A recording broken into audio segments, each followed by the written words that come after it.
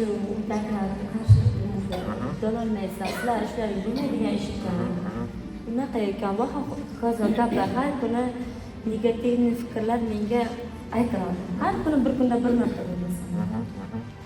Men ham xo'jayinim negativ o'zimni sochi bilan ishga qo'yganman.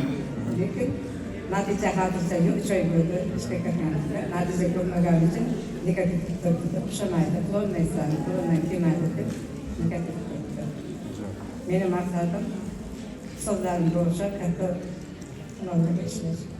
Maşallah. Qanaqa aytasiz? Siz nima deysiz? Men starshi menejer bo'lishda Assalomu alaykum, e'tibor.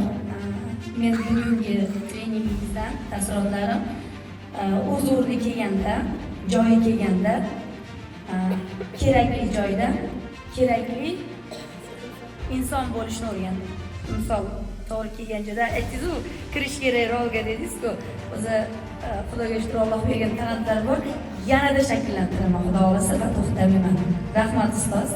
Men bugun Farruh Mahmadiyevni bergan treningimda o'zimni ichimdagi qo'rquvlarimni yengib, ichimdagi menimni topib, negativlarni orqaga surib, maqsadlar qo'yib oldimga. Agar siz qo'ygan maqsadlaringiz sari ishlasangiz, o'sha maqsadlar siz uchun ishlash kerak ekanligini bildim. Rahmat tilayman. Qancha bilim olsak ham, qancha huquqni o'rgansak ham, uni amaliyotga qo'llamasak, bu befoyda ekan. Nafaqat bilimni olishimiz, balki amaliyotda qo'llasakgina foyda olamiz, natija olamiz. Undan keyin ham komandamiz bilan hamjihatlikda birga ishlasak, albatta natija qilamiz. Bir o'zimizga emas, komandamiz bilan birga ishlashimiz kerak. Men sizning bugungi treningingizdan shunday maslahatlar oldim. Mening hayotimda muammo yo'q, vazifalar bor. Men bu vazifalarni bajaruvchi chempion ekanligimni tushundim. Chunki bu biznesda biz juda tortinchoq ekanmiz bunday olganda.